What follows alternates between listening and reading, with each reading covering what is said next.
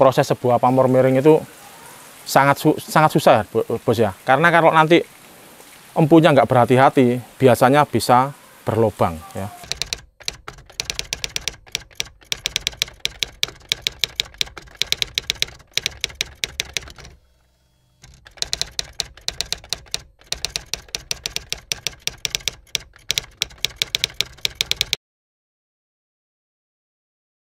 Jadi kalau Anda ingin memanggil seseorang yang jauh, yang sudah lama nggak ketemu, bisa dimediasi pakai keris panimbal.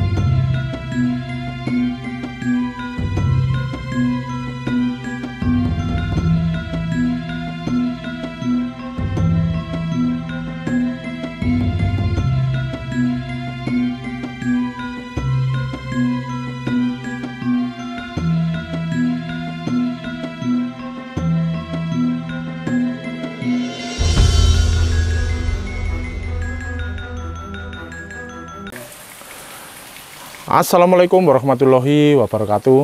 Jumpa lagi dengan saya Lindu Aji Jombang, pecinta keris serta budaya dan juga Tosan Aji dari Jombang.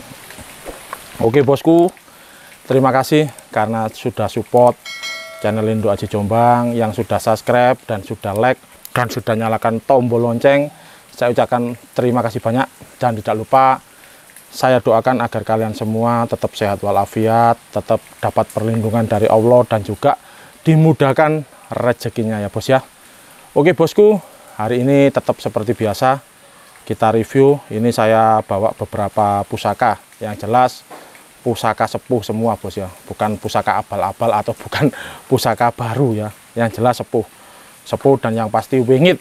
Ini dari 3 ini ada salah satu nanti yang paling wingit bos ya.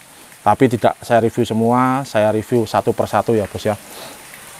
Yang jelas saya tidak lupa, saya akan terus mengedukasi ya, edukasi karena apa? Karena hari ini pusaka itu sudah sangat digemari oleh semua kalangan, oleh semua lapisan masyarakat, sudah sangat digemari. Yang jelas banyak pecinta Tosan Aji atau keris pusaka ini yang sudah sangat sangat menghargai dan juga sangat menghormati pusaka ya. Dan yang jelas kita tidak bisa mengubah cara pandang dan cara berpikir atau sudut pandang mereka ya. Karena apa? Karena keris itu atau pusaka itu sering dipandang sebagai sarana untuk klinik ya. Sarana untuk klinik, sarana untuk mistis ya. Yang jelas angker ya, apalagi kalau kita tanyanya ke kaum milenial bos ya, itu pasti mereka itu berprasangka bahwasanya keris ini mistik, keris ini negatif ya, keris ini yang punya pasti dukun ya, seperti itu. Karena apa? Karena mereka banyak tersupport ya, otaknya, terutama otaknya itu banyak disuges oleh film-film atau oleh sinetron-sinetron yang sangat kurang bagus ya. Biasanya sinetron-sinetron atau film-film seperti itu sangat gimana ya, kalau menurut saya itu sangat tidak sportif ya. Karena apa? Karena di situ keris itu disimbolkan sebagai media yang kurang baik ya. Makanya untuk kawula muda atau kaum milenial itu otaknya disupport oleh suges yang kurang baik. Padahal pusaka ini sebenarnya diciptakan itu dulunya ya bos ya, dulunya diciptakan itu bukan untuk kaum menengah ke bawah. Yang jelas ini adalah ageman untuk para raja ya. Dan juga pusaka itu sebenarnya diciptakan itu untuk menambah kepedean dan juga menambah karisma atau kewibawaan seorang raja. Dan juga sebetulnya pusaka itu dulu pertama kali awalnya dibuat itu bukan untuk berperang bos ya. Ini kemarin saya sempat debat rame ya di salah satu media sosial. Saya sempat debat rame, dia mengatakan ya orang itu kan nggak sama ya, nggak sama cara berpikirnya, sudut pandangnya yang jelas nggak sama. Mereka bilang pusaka itu dibuat untuk berperang ya. Kalau untuk pertama kalinya pusaka itu yang tercipta itu adalah bedok bos ya. Bedok itu pusaka yang sangat tua dan itu bukan untuk perang, itu untuk ritual keagamaan bos ya.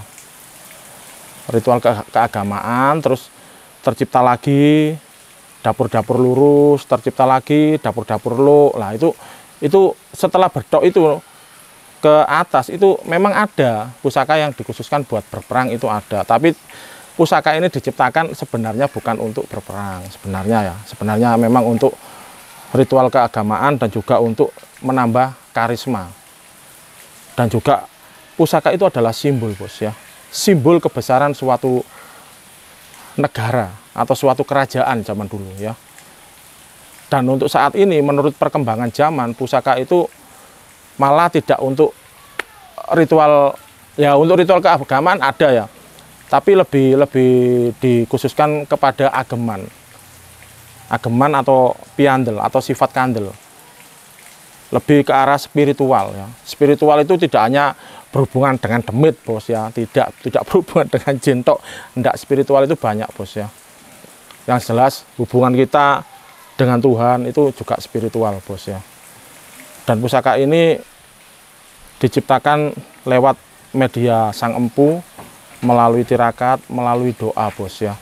Jadi kalau Anda mengatakan pusaka itu ada kodamnya, ada jinnya, ada apanya, terserah Anda ya. Terserah Anda. Yang jelas kalau menurut saya pribadi, pusaka itu adalah sebuah doa yang disisipkan oleh Sang Empu dari hasil tirakat ke sebuah benda pusaka. Untuk apa ya? Untuk media bos ya. Media agar benda ini bisa bermanfaat bagi manusia. Oke bos, langsung aja kita review bareng-bareng. Nanti monggo kita belajar bareng-bareng tentang pusaka ini ya, bukan pusaka yang lain ya bos ya, bukan pusaka yang lain. Oke bosku, ini sebenarnya kapan hari sudah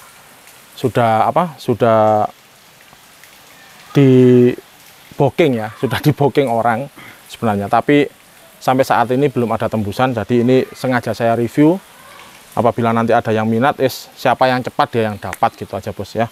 Yang jelas ini warangkanya suluan bos ya, ini suluan. Kita buka ya bos ya, kayunya katimuhu bos, jos ini. Tapi isinya Mojopahit bos ya, isinya ini Majapahit. Ini luk 9 bos ya, 1 2 3 4 5 6 7 8 9 ya. Ini ada sekar kacangnya ya, ada jalin, ada lambe gajah 1, ada ripandannya, ada sogokan 2 ya. Sogokannya 2 ya. Yang jelas ini adalah dapur Panimbal ya. Dapur Panimbal ini masuk pamor miring bos ya. Dan pamor miring ini pembuatan atau proses sebuah pamor miring itu sangat susah ya bos ya. Karena kalau nanti empunya nggak berhati-hati, biasanya bisa berlobang ya. Dan Panimbal sendiri, Panimbal itu kalau menurut bahasa Jawa, Panimbal itu artinya nimbali atau memanggil ya. Yang jelas pusaka Panimbal ini adalah fungsinya atau simbolnya adalah untuk memanggil. Memanggil apa? Memanggil semuanya bos. Yang jelas yang berhubungan dengan kebaikan ya, bukan berhubungan dengan kejelekan. Jadi kalau Anda ingin memanggil seseorang yang jauh, yang sudah lama nggak ketemu, bisa dimediasi pakai keris Panimbal atau memanggil keris-keris yang lain keris yang bagus-bagus. Panimbal itu bisa, bos. Semua tergantung dari manusianya. Yang jelas kalau kita sudah positif, sudah baik, pasti kita pegang pusaka apapun bisa terjadi, ya. Apalagi panimbal ini sangat luar biasa. Doyonya atau dayanya ya, atau energinya dan auranya sangat luar biasa. Yang jelas ini bisa dibuktikan. Kemarin saya juga ada tantangan ya. Ada tantangan dari sang pemboking pusaka ini ya.